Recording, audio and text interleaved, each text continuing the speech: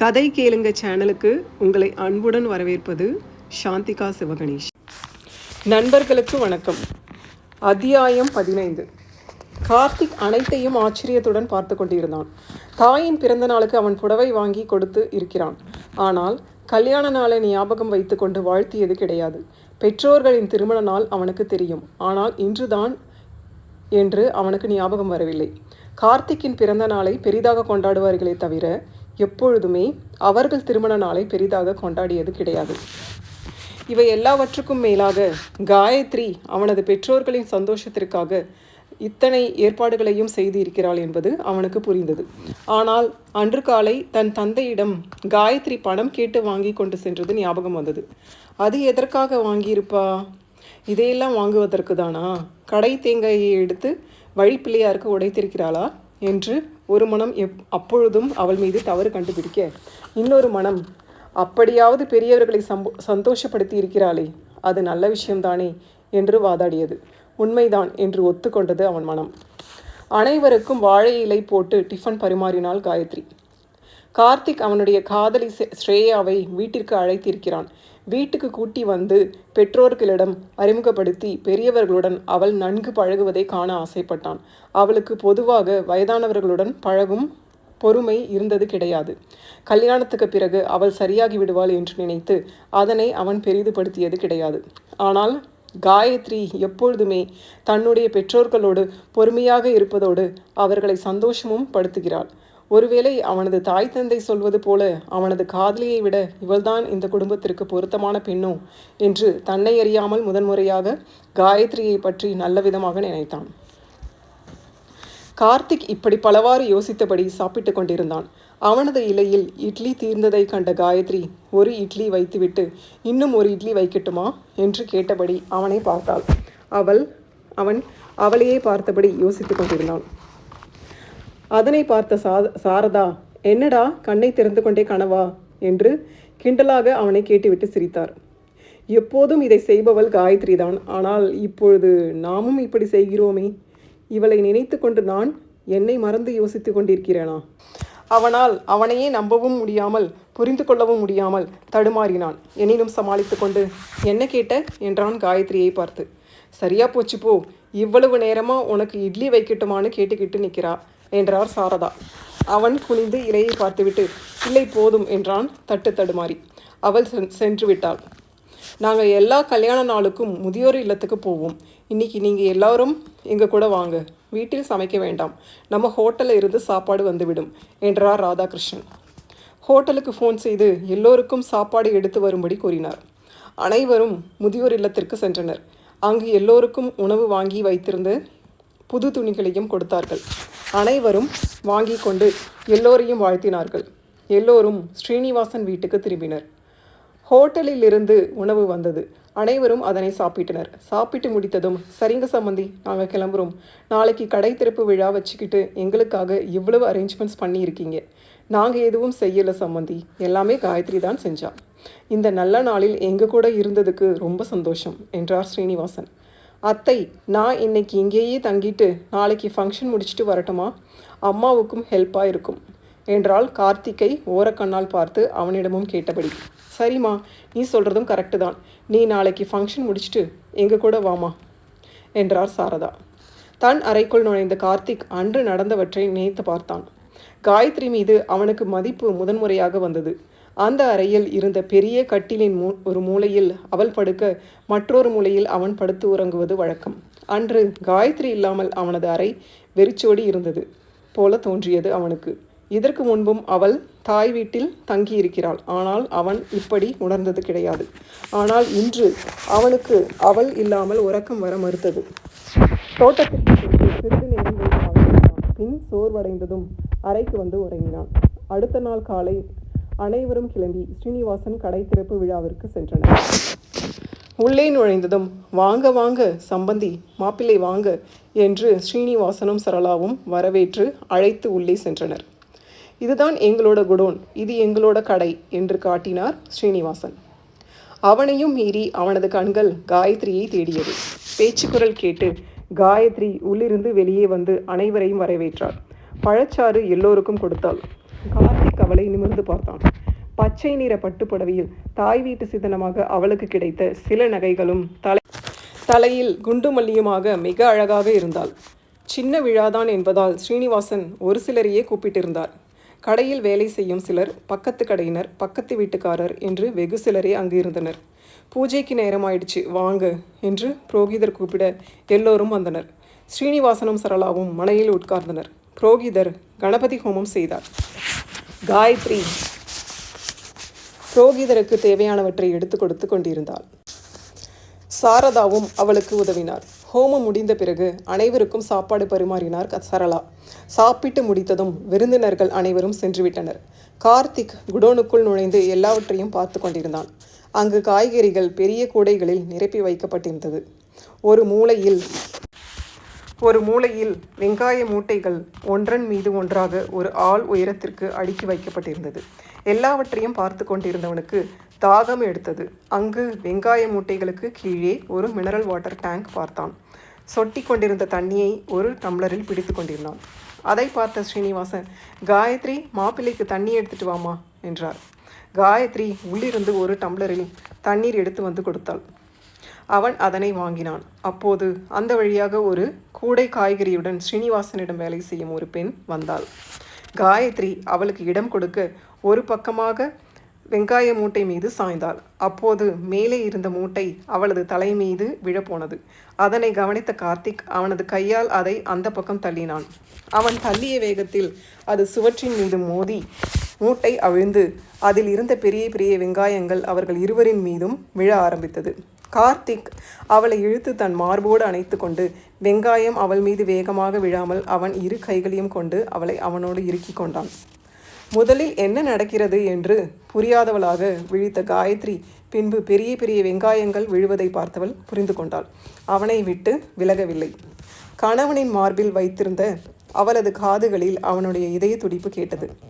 அந்த நிமிடம் அவளை சுற்றி நடக்கும் எதுவும் தெரியவும் இல்லை, வேறு எந்த சப்தமும் கேட்கவும் இல்லை. எவ்வளவு நேரம் அவர்கள் அப்படி இருந்தார்களோ அவர்களுக்கே தெரியாது. முதலில் மயக்கத்திலிருந்து தெளிந்த காயத்ரி விலக முயன்றாள். ஆனால் கணவனுடைய உறுதியான கைகள் அவளை இன்னும் இறுக்கமாக பற்றி இருப்பதை உணர்ந்தாள். ஏதோ மகளிடம் சொல்வதற்காக உள்ளே கொண்டிருந்த சரளாவின் கண்களில் இது பட்டது. அவர் நாசுக்காக வெளியே சென்றார். ஸ்ரீனிவாசன் உள்நோக்கி வருவதை பார்த்த சரளா, என் கூட வாங்க, ஒரு முக்கியமான வேலை இருக்கு என்று அவரை கையோடு அழைத்து சென்று விட்டார். அவளுக்கு விலக விருப்பம் இல்லாவிட்டாலும் யாராவது அவர்களை பார்த்து விடுவார்களோ என்று நினைத்து அவள் திமிரினாள். அவன் சுய நினைவுக்கு வந்தான். சட்டென்று அவளை விடுவித்தான். கணவன் தன்னை விடுவித்ததும் அவள் அவனை விட்டு விலகி தனியாக நின்றாள். நின்று அவனை நிமிர்ந்து பார்த்தாள். அவன் அவளையே பார்த்து கொண்டு இருந்தான். அவனுடைய மார்பை நோக்கி ஆள்காட்டி விரலை காட்டி, குங்குமம் உங்க ட்ரெஸ்ஸில் ஒட்டிக்கிட்டு இருக்கு என்றாள். அவனுடைய சட்டையில் இருந்த முதல் 2 பட்டன்கள் திறந்திருக்க உள் பனியனில் அவள் வகிட்டில் வைத்திருந்த குங்குமம் ஒட்டியிருந்தது. அவன் குனிந்து சட்டையை பார்த்தான். அவள், கழட்டி கொடுங்க, உடனே துவைச்சி கொடுத்துட்றேன், இல்லைனா கரை போகாது என்றாள். இட்ஸ் ஓகே, நோ ப்ராப்ளம், நான் பார்த்துக்கிறேன் என்று கூறிவிட்டு சட்டையில் இருந்த ஒரு பட்டனை போட்டு அந்த கரையை மறைத்தான். அதற்கு பிறகு பெரியவர்கள் அனைவரும் உட்கார்ந்து கொண்டு பேசி கொண்டிருந்தனர். சம்மந்தி, நாளைக்கு நம்ம ஹோட்டலில் அனிவர்சரி ஃபங்க்ஷன் இருக்குது, நீங்கள் 2 பேரும் வரணும். அங்கே என்னோடய ஃப்ரெண்ட்ஸ் நிறைய பேர் வருவாங்க. அவங்கள உங்களுக்கு நான் அறிமுகப்படுத்துகிறேன். நீங்கள் அவர்களோடு பேசி உங்கள் நட்பை வளர்த்து கொள்ளலாம். அவர்கள் மூலம் உங்களுக்கு வியாபாரம் நிறைய கிடைக்கும். ரொம்ப தேங்க்ஸ் சம்மந்தி, எனக்கு இவ்வளவு சப்போர்ட் பண்ணுறதுக்கு என்றார் ஸ்ரீனிவாசன் நெகிழ்ந்து. இது எல்லாத்துக்கும் காரணம் உங்களுடைய நேர்மையும் உழைப்பும் தான். நான் எதுவும் பெருசாக செய்யவில்லை. உங்களோட விலை எல்லோருக்கும் சரியாகப்படுது. அதனால தான் உங்ககிட்ட வியாபாரம் பண்ண எல்லோரும் ஆர்வம் காட்டுறாங்க. இன்னும் கேட்டால் அவங்க எனக்கு தேங்க்ஸ் சொல்கிறாங்க. இந்த காலத்தில் பல வியாபாரிகளுக்கு அதிக லாபம் வைத்து பணம் சேர்ப்பது தான் குறிக்கோளாக இருக்குது. முதல்ல ஒரு விலை சொல்கிறது, அப்புறம் விலையை ஏற்றுறது என்று ஏமாற்றும் வியாபாரிகள் பெருகி கொண்டே போகிறாங்க. சரியான விலைக்கு விற்கிற வியாபாரிகள் ரொம்ப கம்மி தான். இந்த மாதிரி சூழ்நிலையில் உங்களை மாதிரி நேர்மையான வியாபாரிகளை அவங்களுக்கு அடையாளம் காட்ட எனக்கு ஒரு சான்ஸ் கிடைச்சதை நினைச்சு எனக்கு ரொம்ப சந்தோஷம்தான் என்றார். மாலையானதும் சாரதாவும் ராதாகிருஷ்ணனும், சரிங்க சம்மந்தி, நாங்கள் கிளம்புறோம். காலை சீக்கிரம் எழுந்து இருக்கீங்க, நீங்களும் ரெஸ்ட் எடுங்க என்றனர். நானும் போயிட்டு வருகிறேன் என்று கூறிவிட்டு காயத்ரி தன்னுடைய பையோடு இவர்களுடன் வந்து நின்றாள். கார்த்திக் மனதில் இனம் புரியாத நிம்மதி நிலவியது. மாமனார் மாமியாரிடம் விடை பெற்று கொண்டு கிளம்பினான். வீட்டுக்கு வந்து சேர்ந்ததும் காயத்ரியையும் கார்த்திக்கையும் அழைத்தார் சாரதா. கார்த்திக், நாளைக்கு ஆனிவர்சரி ஃபங்க்ஷனுக்கு நீயும் கண்டிப்பாக வந்துரு. நம்ம எம்ப்ளாயீஸ் நிறைய பேர் பெர்ஃபார்மன்ஸ் பண்ணுறாங்க, கேம்ஸ் நிறைய கண்டக்ட் பண்ணுறாங்க. வருஷம் பண்ணுற மாதிரி தான் இந்த வருஷமும் எல்லா பிளானும் பண்ணியிருக்கோம். இந்த வருஷம் புதுசாக கல்யாணமான ஜோடி எல்லோருக்கும் கேம் இருக்குது. காயத்ரியையும் உன்னையும் அதில் சேர்த்திருக்காங்க. அதனால் நீயும் வந்து கலந்துக்கோ என்றார். எனக்கு நாளையோட ட்ரைனிங் முடியுது, அடுத்த நாள் எக்ஸாம் இருக்குது, கொஞ்சம் ப்ரிப்பேர் பண்ண வேண்டியிருக்கு. அதனால் ப்ரிப்பேர் பண்ணி முடிச்சுட்டு சாயந்தரம் ஃபங்க்ஷனுக்கு 4 மணிக்கு வந்துடுறேன். 1 or 2 வீக்ஸில் விசா இன்டர்வியூ இருக்கும் என்றான் கார்த்திக். ராதாகிருஷ்ணன் காயத்ரியை பார்த்தார். இருவரின் முகமும் சுருங்கியது. சாரதா கவலை கொண்டார். ராதாகிருஷ்ணன் சாரதாவின் தோலை தட்டி கொடுத்தார். சாயந்தரம் 5 மணிக்கு ஃபங்க்ஷன் ஸ்டார்ட் ஆகும். நீ அம்மாவை கூட்டிக்கிட்டு 4 மணிக்கெல்லாம் வந்துடு என்றார் ராதாகிருஷ்ணன். கார்த்திக் சம்மதமாக தலையாட்டினான். அத்தியாயம் 16. அறையினுள் நுழைந்த காயத்ரி கடை திறப்புக்காக அணிந்திருந்த பெரிய கம்மலை கழட்டினாள். அப்போது அந்த கம்மலுடைய திருகாணி கீழே விழுந்தது. எங்கே என்று தரையில் தேடினாள். அது கிடைக்கவில்லை. தன்னுடைய புடவையை ஒரு தடவை உதறினாள். அப்போது அவள் புடவையில் இருந்த திருகாணி கீழே விழுந்து ஓடியது. அதனை பின்தொடர்ந்து ஓடி அதை எடுக்க போனாள். அது கணவரின் மேஜைக்கு அடியில் சென்றது. அந்த மேஜையை சிறிது தள்ளினாள். அப்போது அந்த மேஜை டிராயர் திறந்து கொண்டது. அந்த டிராயர் எப்போதும் பூட்டப்பட்டிருக்கும், ஆனால் இன்று திறந்து இருந்தது. அதனுள் இருந்த ஒரு பை வெளியில் வந்து விழுந்தது. அந்த பையில் இருந்த சில புகைப்படங்களும் கார்டுகளும் வெளியே தெரிந்தது.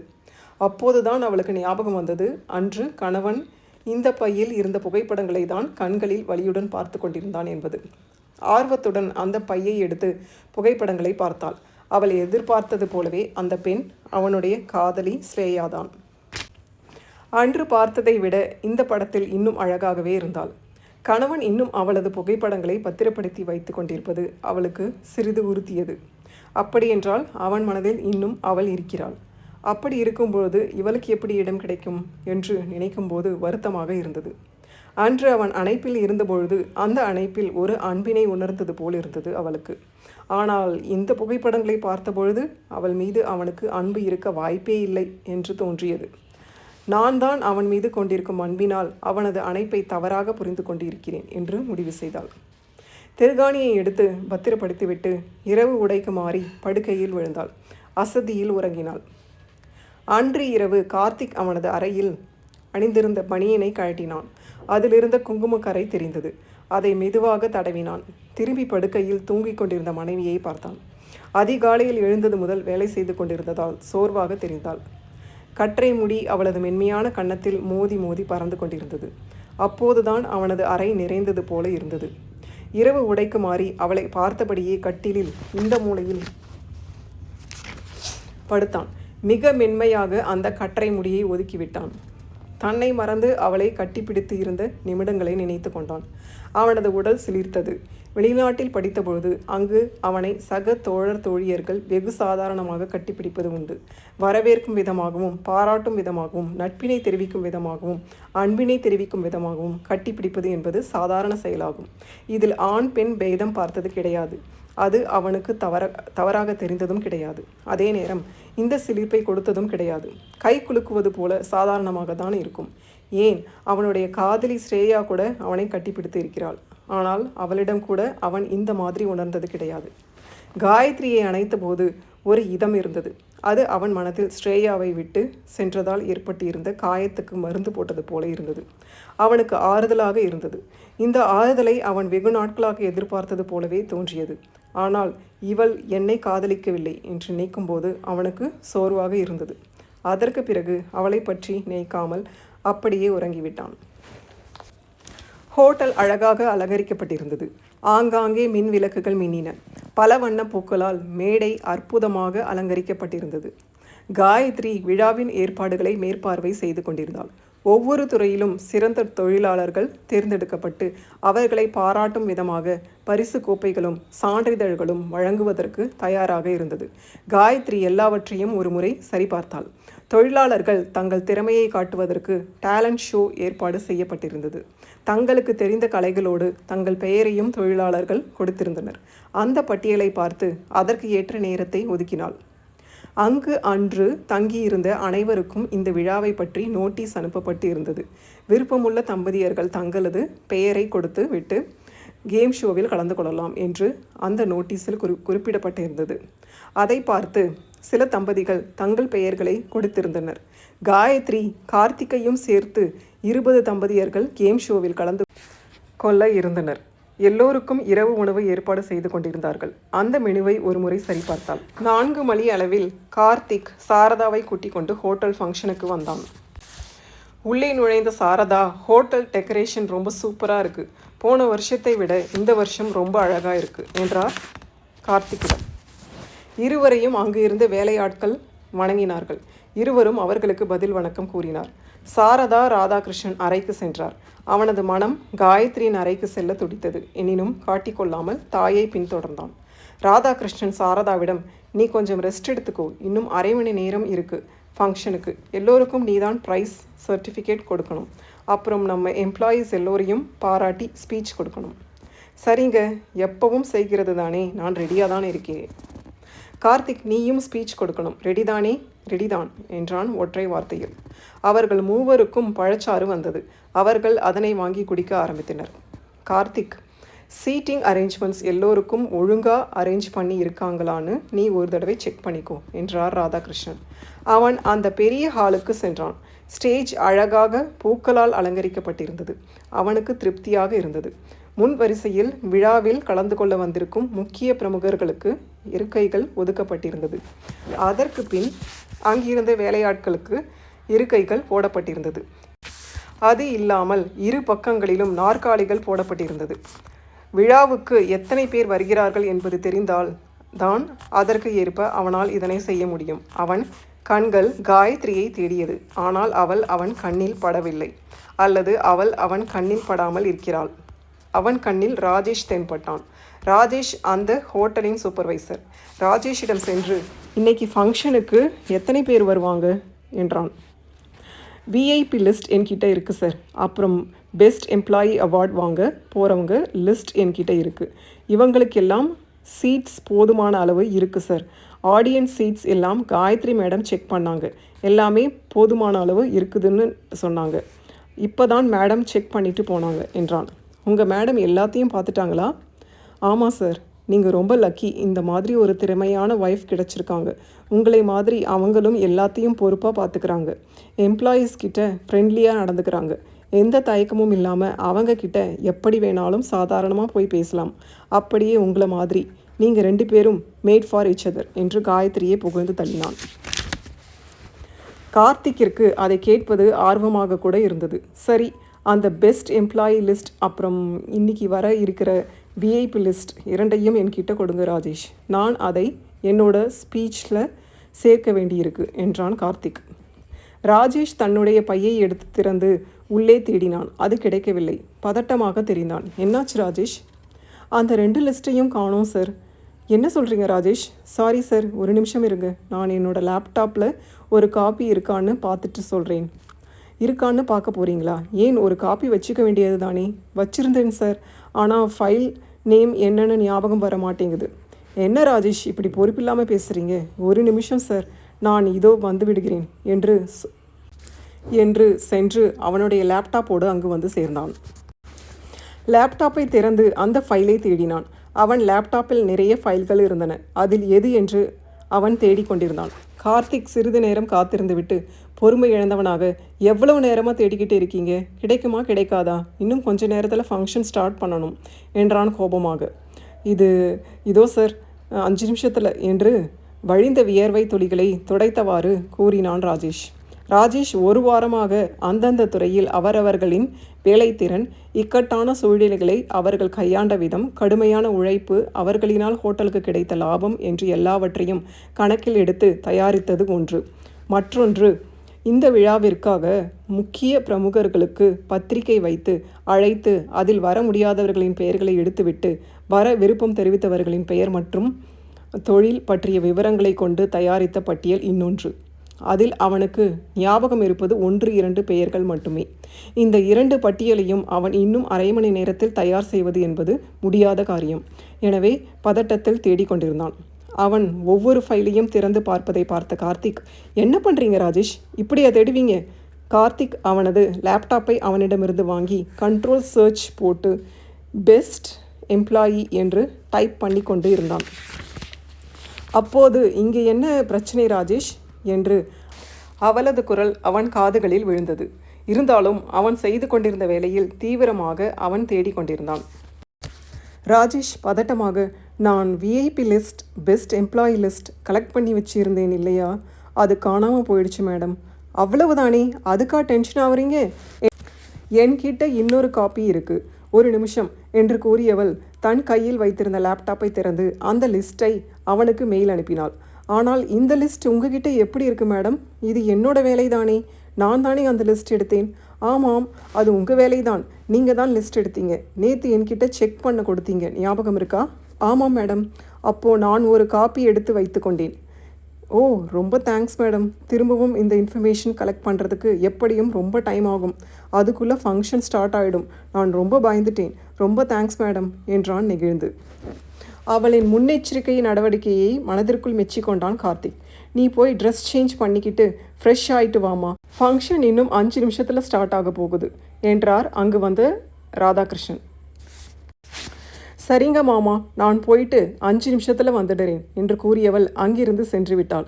என்னப்பா கார்த்திக், எல்லாம் ஒழுங்காக போயிட்டு இருக்கா? ஏதோ பிரச்சனை மாதிரி தெரியுது என்று ராஜேஷின் பதட்டம் அடங்காத முகத்தை பார்த்தபடி கேட்டார். ஒரு பிரச்சனையும் இல்லை அப்பா என்று முடித்து விட்டான் கார்த்திக். ராதாகிருஷ்ணன் அங்கிருந்து சென்றார். ரியலி சாரி சார் என்றான் ராஜேஷ். கார்த்திக் ராஜேஷ் பக்கம் திரும்பி, இட்ஸ் ஓகே, இனிமேலாவது கேர்ஃபுல்லாக இருங்க என்றான் எச்சரிக்கை கலந்த குரலில். ராஜேஷ், இனிமேல் ரொம்ப கேர்ஃபுல்லாக இருப்பேன் சார், எந்த தப்பும் நடக்காமல் பார்த்துக்கிறேன் சார் என்றான் தன்னை தந்தையிடம் மாட்டிவிடாமல் மன்னித்த தன் முதலாளியின் பெருமிதத்தை வியந்து நன்றி கலந்த குரலில். இந்த கதை உங்களுக்கு பிடிச்சிருந்தா லைக் பண்ணுங்கள், ஷேர் பண்ணுங்கள், மறக்காமல் கமெண்ட் பண்ணுங்கள், சேனலை சப்ஸ்கிரைப் பண்ணுங்கள். உங்களோட கமெண்ட்ஸ் தான் எனக்கு நல்ல மோட்டிவேஷனாக இருக்கும். மிக்க நன்றி நண்பர்களே.